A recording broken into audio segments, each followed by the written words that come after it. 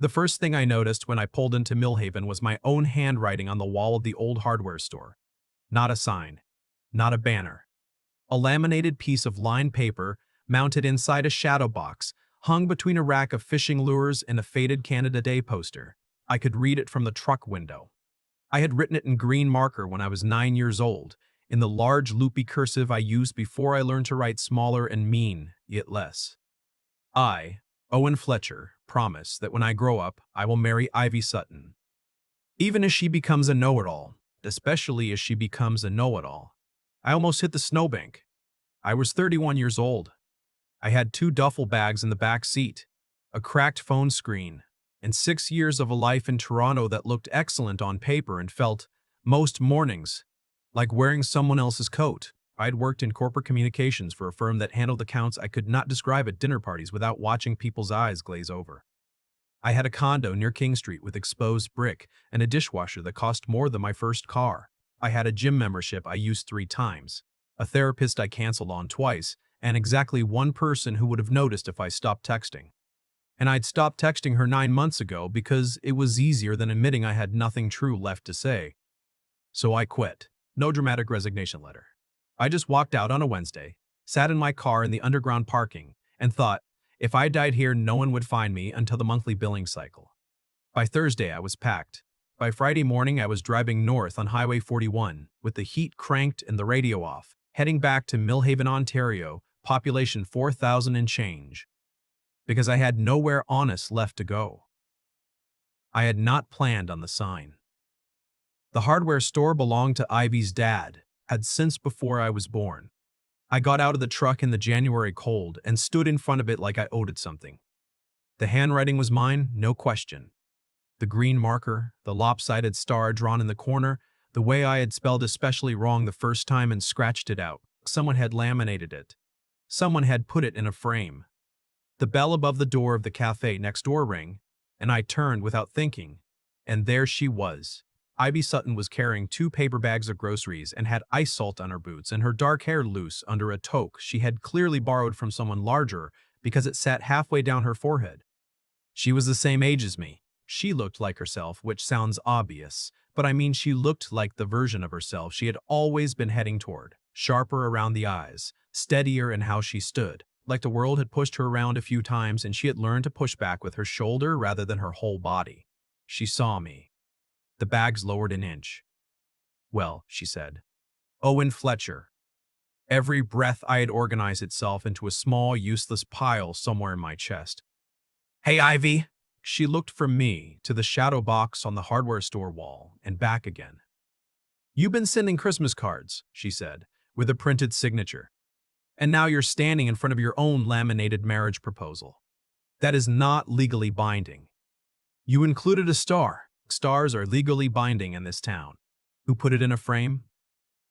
She shifted the bags. Your mother, actually. Found it in a box when she cleared out the house. Thought it was funny. A pause. My dad thought it was good for foot traffic. Has it worked? You're here, aren't you? I had no good answer for that. She went inside the hardware store without holding the door. I followed her anyway. Ivy's father, George, was behind the counter doing inventory on a Thursday afternoon the way he had done every Thursday afternoon, the way he had done every Thursday afternoon my entire childhood. He looked up, registered me, and said, in a way that contained roughly 400 words. He had the same eyes as Ivy, gray and patient, and entirely aware of everything happening in a 5-kilometer radius. Owen, you said? Mr. Sutton? Staying long. There it was. Not how are you? Not good to see you. The practical question with the actual question hiding underneath it, the one I had driven 4 hours to avoid having a clean answer to. I'm not sure yet, I said. George looked at me for a moment, then back at his clipboard. Ivy, he called toward the back. Make the boy a coffee if you're going to keep him. I'm not keeping him, she called back. Then send him home. I don't know where he lives anymore. Neither does he, George said quietly to the clipboard. That was the most accurate thing anyone had said to me in 6 years. Ivy and I had been inseparable from age 6 to 17. The kind of inseparable that adults find cute until they find it alarming and then find it inevitable. In that order, rebuilt forts in the Sutton backyard, biked to every corner of this town, argued loudly and forgave fast and shared every secret the way you do when you are young enough to believe the world is too small to hold secrets for long. Then my parents split up when I was 17. My mom moved to Sudbury and I finished high school with the focused determination of someone who needed to leave before the leaving happened to them first. I got into Ryerson. I chased a career. I told Ivy I would call, and then I called less. And then I texted, and then I sent those Christmas cards with the printed signature. Warnley, Owen. Like she was a client. Like she was someone I networked with at a conference once. She stayed. Her mother had MS and needed someone. And Ivy was the kind of person who showed up for that, without making it a story about herself. She finished her degree at Queen's part-time, drove back every other weekend, and eventually moved back full-time to help run the hardware store and build the small landscaping business she had spent 3 years turning from a bad idea into a genuine operation. The kind of woman people depended on, the kind I used to depend on before I confused ambition with forward motion. She brought me coffee in a mug that said "World's okayest employee," which I suspected was not accidental. "You remember how I take it," I said. "2 sugars. Embarrassingly weak." "Yes." She leaned on the counter. "I remember lots of things. Like the time you made me sign a counterpromise that I would only marry you if you could do a backflip by grade 6. I never did the backflip." "Correct. So technically the engagement is void. And yet the proposal is framed on the wall." My dad frames things he finds amusing. He framed a photo of a raccoon stealing his lunch in 2019. She paused. "You're in similar company." I almost smiled. Then I didn't. Because she was watching me the way she used to, when she knew I was carrying something I hadn't said yet. Like she was giving me the exact amount of rope I needed to either say it or hang myself with it. "I hated my life," I said. It came out without permission. Ivy set down her mug, not dramatically. Just set it down and waited. "Not the whole thing," I said. "I liked there were parts, but I woke up most mornings feeling like I was performing a version of myself that some earlier, more hopeful version of me had auditioned for, and the role had stopped fitting, and I just kept wearing the costume because it was easier than admitting it didn't fit." She didn't say anything. "I had good work," I said. "Good salary. The condo. People said I was driven." I looked at the mug. "Nobody said I was happy. Including me. Did you say it to anyone?" "I was going to call you." The words landed differently than I meant them to. Ivy went very still. "I was going through my contacts one night," I said, "after a work thing that ran 3 hours too long. I got home and realized the last genuine conversation I'd had was, I don't know. I couldn't remember. And I scrolled to your name, and I stopped." "You didn't call," she said. "No." "Owen." Her voice was quiet, even. "You should have called when your mom moved and you didn't know how to be in that house. You should have called when you graduated and you had no idea what you actually wanted. You should have called when your grandfather died and I found out from your aunt's Facebook post 4 days later." Each sentence landed like a door closing somewhere specific. "You should have called when you started becoming someone you didn't recognize." I had nothing. No defense, no explanation that would have made those things smaller. "I know," I said. "That's not enough." "I know that too." The store was quiet around us. Outside, a snowplow went by on the main road. That specific grind of blade on asphalt that is the most Millhaven sound I know. Ivy looked toward the window. The winter light caught the side of her face. "I'm not your moral compass," she said eventually. "I'm not asking you to be. Good, because I have my own stuff. I'm not—" She stopped. When she started again, her voice was careful. "I thought about calling you too, more than once. When things were hard here. I didn't, because I'd already gotten used to you not answering and that was—" She cut herself off again. "That's its own problem. That's not your fault alone." I hadn't expected that. She must have seen it in my face because something shifted in hers. Not softening exactly, but a crack in the guardedness, like she was aware she had said something true and couldn't take it back. "I'm not asking to pick up where we left off," I said. "I don't think we can, but I walked in here and, Ivy, I want to sit down. I want you to look at me like I might still be worth your time. That's what I have. I know it's not much." She was quiet for a long moment. Then she said, "You know what I think? What? I think you drove 4 hours and you're still standing 6 feet away from me like I might bite. You have bitten me. Grade 3. The Sutton backyard. You deserved it. I did, I agreed. She picked up her mug. Then she pointed at the stool on the other side of the counter. Sit down, she said. Not forever. Just long enough to finish your coffee. Without your phone out. Without an exit strategy. She looked at me steadily. And if you can tell me one true thing, just one, about why you actually came back, I'll let you buy me lunch. I sat.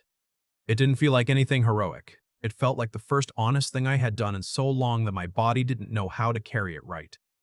I wrapped both hands around the mug. Ivy waited, the way she always had, endlessly, unfairly, like time meant nothing to her. I came back, I said, because I kept trying to build a life that looked like enough, and it never did. And every time I tried to figure out what was missing, I'd think about this town. And I'd think about you, and I'd tell myself that was just nostalgia. I looked up, but I don't think it was. Ivy held my gaze for a long moment. Then she stood, pulled on her coat, and nodded toward the door. Come on, she said. There's a place on Clark Street that does the best poutine in Hastings County. They also have Sleeman's on tap and terrible lighting, which means nobody from my landscaping crew will see me having lunch with you and ask questions. That's almost romantic. Don't push it. The restaurant was called Birch, and it had exactly the kind of January in Ontario atmosphere I had forgotten I loved.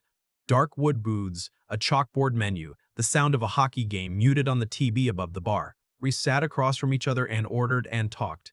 At first carefully, and then not carefully, the way you do when you realize the other person has been fluent in your specific language all along and just waiting for you to remember the words. She told me about the landscaping business. 6 employees now. Contracts with 3 municipalities, a greenhouse she was building in the spring. She said it with the matter-of-fact pride of someone who had earned the right not to perform modesty about it. I asked questions and she answered them, and I felt something old and useful wake up somewhere in my chest, the part of me that had always wanted to be the person Ivy Sutton talked to like he mattered. She asked about Toronto. I told her the truth. Not the polished version, the actual version, the one with the long commutes and the nights where the condo felt less like home and more like a hotel I had never checked out of. You stayed a long time, she said. I kept thinking it would start feeling right. Did you like any of it? I thought about it honestly. Some of it. The work itself sometimes. The city in October. A pause. Not enough. She looked at her glass. I almost left twice, after my mom stabilized. I had offers, one in Ottawa, one in Vancouver. A pause that cost her something. I always found a reason to stay. Another pause. I don't know if that was the right call. I don't know if I'll always know. That honesty, right there, was what I'd been missing. Not an answer. Just a person saying I don't know and not flinching from it. For what it's worth, I said. This town is better for having you in it. She looked at me. You don't know this town anymore. I know you were always the best thing in it. Her expression shifted the way it used to when we were kids, and I said something she wasn't ready for. She looked at her glass again and was quiet for a beat. Then she said, I'm not easy to be around, Owen. I have opinions about everything. I work early mornings and I get up grumpy, and I have zero patience for people who are not where they say they're going to be. She looked up. If you're going to be here, be here. I know. I'm serious. Ivy. I leaned forward slightly. I drove here with everything I own in 2 duffel bags. I don't have an office to go back to. I don't have a plan. I have enough savings to figure things out for a few months and a genuinely embarrassing number of opinions about Millhaven that I have been keeping to myself for 6 years. I held her gaze. I'm not running this time. She studied me. The way she used to before she decided something. Okay, she said, but if you run, I will tell the entire town about the backflip incident. I have witnesses. Mrs. Kenny is dead. I have other witnesses. She stood and pulled on her coat. Come on. My dad needs those groceries I abandoned. We walked back in the January cold, not quite touching. Close enough. At the hardware store, she stopped and looked at the shadow box on the wall. You know, she said, my dad's been telling people for 2 years that you are going to come back. She didn't look at me. I told him he was being sentimental. What do you think now? She didn't answer. She took the groceries inside, but she left the door open. I found a room to rent above the laundromat on Pine Street, which was exactly as unglamorous as it sounds, and exactly what I needed. I signed a month-to-month lease with the owner, a retired teacher named Carol who also rented to two nursing students and said she ran a quiet house, by which she meant she tolerated the nursing students' study nights and expected everyone to shovel the front walk without being asked. I shoveled the front walk. I got a part-time job with Millhaven's Public Works Department, which turned out to involve a lot of time outdoors and a lot of practical problem solving, and almost nothing that reminded me of quarterly reporting cycles. My hands got cold. I slept deeply for the first time in years. I started going to the hardware store more than I needed to. Ivy noticed. You bought sandpaper twice this week, she said. I'm sanding things. What things? Various things. She handed me the sandpaper. You're not subtle. I never was. No, she said. You were just usually far enough away that it didn't matter. That landed. I let it. There were no grand gestures. There was a Tuesday where I brought coffee to the hardware store at 8 in the morning because I knew she opened early, and she looked at the cup and then at me and said, 2 sugars? Embarrassingly weak? And I said yes, and she said fine, and let me sit on the stool while she did inventory. There was a Saturday where her truck wouldn't start in the Foodland parking lot, and she called her dad first, and he was 40 minutes away, and then she called me because I was 3 blocks away, and I came. And we sat in my running car for 20 minutes waiting for her battery to charge, and talked about nothing particular, and everything specific. There was an evening in February where I was walking back from a shift and I passed a greenhouse she was building on the edge of her family's property, and she was inside at dusk checking on something in her work jacket with her breath fogging in the cold air, and she didn't see me at first. And I stood there for a second, feeling something I did not entirely have words for. Not just wanting her, not just missing what we'd been, but something that belonged to right now. To this woman, doing this specific thing, in this specific light. I knocked on the greenhouse door. She looked up. Fletcher. Sudden. You're staring. I'm admiring the greenhouse. You're looking at me. The greenhouse is right there, I said. You're in it. She tried not to smile. Failed. Turned back to what she was doing. Come in if you're coming in. You're letting the heat out. I came in. It smelled like soil and something green and alive. She was checking seed trays, moving methodically down the row, and I followed behind her at a distance that was slightly too close to be incidental, and both of us knew it. I owe you an apology, I said. She didn't stop moving. For what specifically? I need you to be specific. For the Christmas cards. For every time I said I'd call and didn't. For the Facebook post. I paused. For making you get used to me not being there. She stopped at the end of the row. Her back was to me. That last one, she said. That one's the one. I know. She turned around. In the greenhouse light, in her work jacket, with the cold still in her cheeks, she looked like herself in a way that made the last 6 years feel like a long mistake. I have finally stopped making. I was angry at you for a long time, she said. I'm not anymore. I stopped being angry and started just being sad about it, and then I stopped being that too. But I need you to understand that I built this. She gestured around her, at the greenhouse, at the business she'd made, without you. And I'm proud of it, and I need you to be someone who fits beside that, not someone who's just come back because his Toronto life fell apart. I know the difference, I said. Do you? I think so. I'm still figuring it out. I looked at her directly. But I want to be here, Ivy. I want to see what you built. I want to know what you're planning for the spring contracts, and what you want the greenhouse to be in 5 years, and what you take in your coffee now since I noticed it's changed. I paused. Oat milk, 1 honey. She blinked. Did you ask Maisie?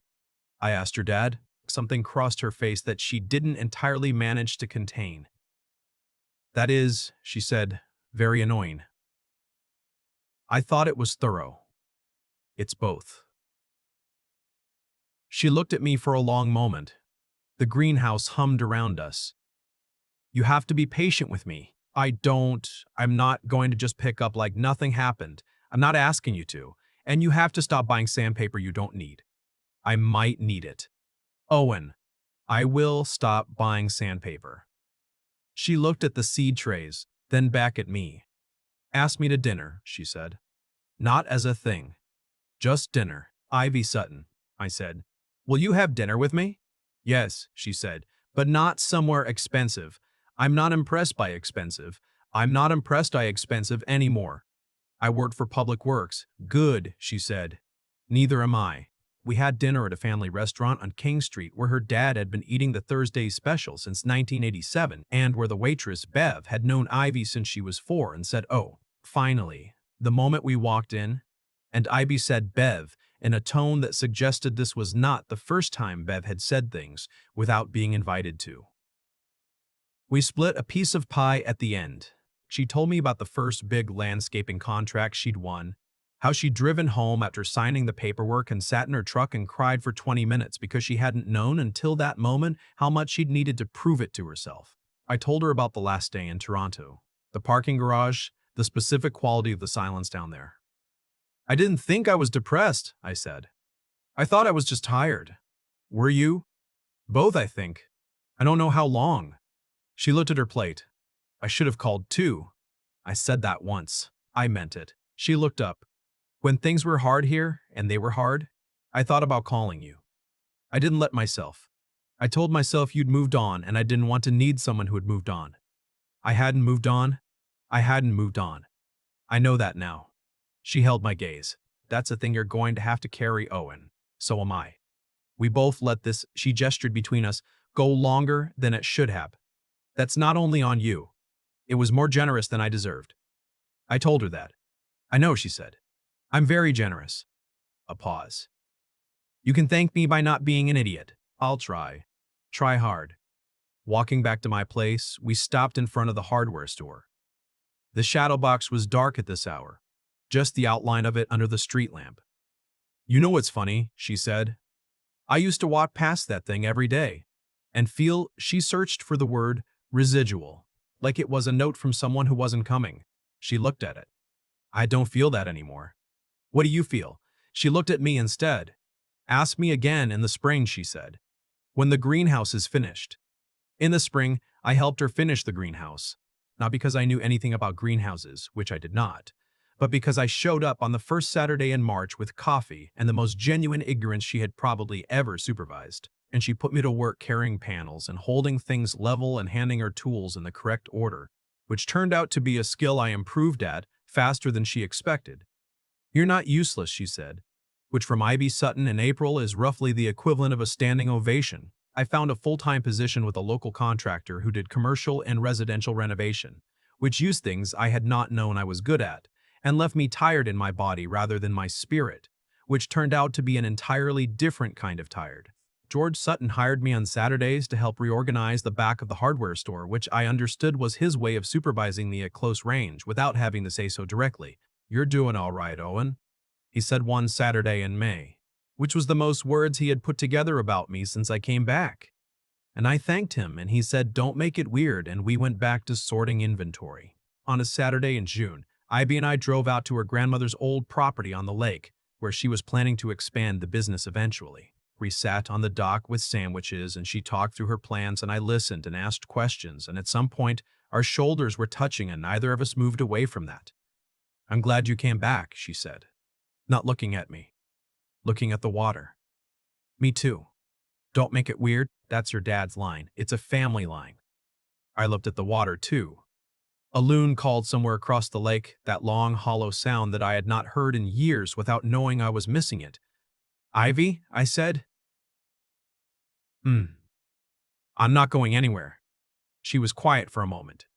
Then she said, I know, 2 words, quiet and simple. And they held more than I knew how to answer. So I took her hand instead, and she let me, and we sat there while the afternoon moved across the lake. On the 1-year anniversary of the day I drove back into Millhaven, I asked George if I could borrow the shadow box. He looked at me. For the evening, I said. I'll bring it back. He studied me for a long time. Then he unhooked it from the wall and handed it to me without a word, which was the loudest yes I have ever received. I set up a table in the park beside Millhaven Creek, The one where Ivy and I used to ride bikes. Where the big spruce tree still had a rope swing we were both too old for and definitely still used. I brought the shadow box and a blanket and sandwiches from the deli she liked, and a ring that had belonged to my grandmother and that my mom had mailed to me from Sudbury the month before with a card that said, "I don't need to ask why." Ivy showed up thinking we were going for a walk. She saw the table. She stopped. She looked at the shadow box. Then at me. "Owen." "Yeah. What is this?" "I'm not using the promise," I said immediately. "I need you to know that. I'm not—" That 9-year-old boy didn't know what he was signing up for. He just knew he didn't want to lose you at lunch. I took her hand. "But I do know. I know you now. I know how you take your coffee and how you talk about the business like it's a person you're proud of and how you hold yourself quiet when something's hurt you. Until you're sure you can say it right. I know that you called me when your truck died even though you had other options. I know that you left the hardware store door open." My voice dropped. "I don't want to use a childhood promise as a shortcut. I want to ask you, because of everything we built this year, because of who you are right now." She was holding very still. "Ivy Sutton," I said, "will you marry me?" She looked at the ring, then at the shadow box, then at me. "You gave that to me in a park," she said, "by a creek, with a rope swing, in June." "I did.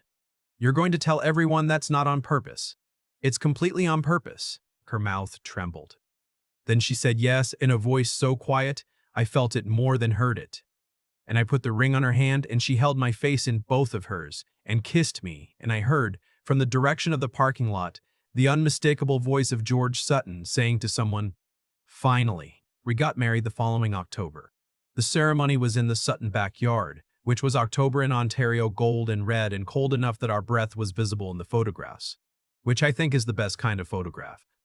"Bev from the restaurant," cried. George did not cry, but his voice was rough all day in a way he did not acknowledge and nobody mentioned.